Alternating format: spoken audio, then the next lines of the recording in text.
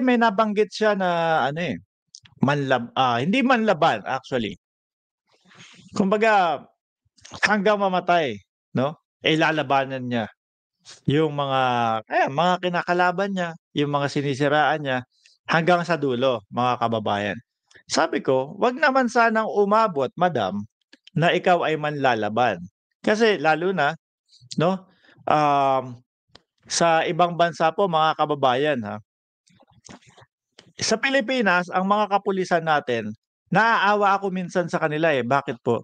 Yung tipo bang sobra na silang, sinasaktan nung mga suspect, sobra ng sa kanilang pinapalagan sila nung mga suspect, kung ano-ano na, pero hindi nila mabawian kasi merong mga netizen na mga, um, loko din, eh, 'no? Bibidyo sila tapos yung part lang na ibibidyo sa kanila, eh, yung kumbaga yung nawala na po yung ano nila, nawala na yung ano tawag dito, naubusan na po sila ng pasensya doon kasi patuloy silang sinasaktan. Sa Pilipinas, malabo po yun. Pero 'pag sa ibang bansa ka medyo pumalag-palag ka, lumaban-laban ka, may kalalagyan ka, it's either i-taser ka o kuryentehin ka o yung talagang pumapatol po yung mga kapulisan dun. Kasi meron silang mga body cam din po mga kababayan. Puwede nilang ipakita sa mga bossing nila dun, puwede nilang ilabas yun, "Oh, ganito ginawa niyan, kaya kailangan ko ng maximum na gawin sa kanya 'tong bagay na 'to. Kasi self-defense na lang ako." Ibang klase diyaan sa ibang bansa mga bossing. Ano po, kaya kung sakali naiisipan ni madam, 'wag na po. 'Wag po kayong manlalaban kasi meron kayong mga mahal sa buhay. Oh, meron kayong mga kung meron mang mga apo, may mga anak, mahal po kayo nun. Ano, at unang-una silang malulungkot kung sakaling manlaban po kayo. Meron naman diyan si Banat Bay, ayan 5,000 para ma-cheer up naman po kayo kaya lang bias kayo kay Banat Bay, hindi niyo binasa yung comment niya. Ang haba-haba nung comment niya. Huwag natin pong gagawin yun. Ang pinaka the best mga boss, chief, amo, sir, kung sakali may problema tayo ganyan at may kinakailangan na awtoridad ang umawat sa atin, kumalma na lang kayo, 'no? Kumalma kayo, ipaliwanag niyo ng maayos kasi lalo na kunyari ganito na lang, pinakasimple, madami tayong nakikita na mga talagang lumalaban sa mga traffic enforcers, 'no, mga kababayan nating mga Pilipino. Mas pagbibigyan ka niyan, mas patatawarin ka doon sa ginawa mong violation, 'wag kayong gagawa ng violation para hindi kayo maano, kung makikipag-usap kayo ng mahinahon. Kung kakausapin niyo, sasabihin niyo yung dahilan kung bakit, nagawa niyo ito, may posibilidad na kayo ay paligtasin. Kung yung mga minor-minor na, pagkakasala, kunyari siguro no left turn o gano'n. Pero kapagka nakipag-angasan kayo, nakipagsigawan kayo, mga kababayan, lalo lang kayo niyang hindi pagbibigyan, 'di po ba? Sabi ni Ma'am Maite Baisa, sinugod pala siya ng mga banateros.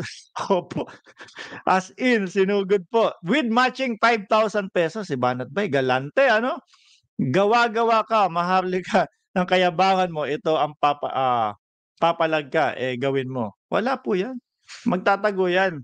Kaya nga po yung mga kaniyang mga viewers, "Ano ba, ang tagal-tagal naman nito." Sinasabi lagi sa amin, papalag, papalag. Sinasabi sa amin na etong si Abel, ganito, ganyan, nagbigay ng Rolex tapos ngayong eto na, kailangan ng humarap, kailangan ng patunayan yung kanyang mga sinasabi, summon pa lang ayaw ng lumabas, 'di ba? Sa summon pa lang, wala na, hindi na mapakali, hindi na maipakita yung kanyang ano, presensya. Sa tingin niyo bakit, umiiwas po 'yan mga kababayan? Kasi hindi alam kung ano ipapaliwanag, mga boss. 'Pag hinanap sa kanya doon sa harap ng korte, "O ano ba ebidensya mo, bakit mo ba nasabi 'yan?" Kaso sabi niya nga daw yung ebidensya niya na-delete na daw ni Abel, pagharap na Eto po ang ebidensya ko, ay wala na, na-delete na. Kahit po yang ebidensya niyo, eh, nasa cellphone niyo, na-screenshot niyo, hindi basta-basta tatanggapin ng korte yan mga kababayan. Okey, dahil kayang-kaya mong i-edit yan, kayang-kayang gawin po yan. Ang dali pong, ano niyan, i-edit niyan. Sabi dito ni, Ivy Channel, kung ano-ano na ang tsismis niya. Oh, totoo. Kulang pa yung pera niya sa 2,000,000. Ang dalangin ko na nga lang po dito mga kababayan, ano, kung sakali man, okey, kung talagang nakikipag-usap na kay Abel, possible yun mga boss, malaki yan, eh. Kasi tingnan niyo, medyo huminto na siya ng pagbanat. Siguro nakikipag-usap 'to behind the scene, 'no, kay Abel Bacudio. Siguro nakikipag-areglo, "Wag na, Longgao, sorry na, ganito." Sana patawarin. Yan na lang po ang hiling ko. Sana patawarin mga kababayan. Bakit? Eh, tayo naman po dito hindi natin hinangad na ano, eh. Pero sana 'pag pinatawad, 'no, mga kababayan, mag-request si Abel Bacudio kasi nakikita ko, nakikita ko po mga kababayan, yung tao malambot, 'no, malambot ang puso ni Abel Bacudio, mga kababayan.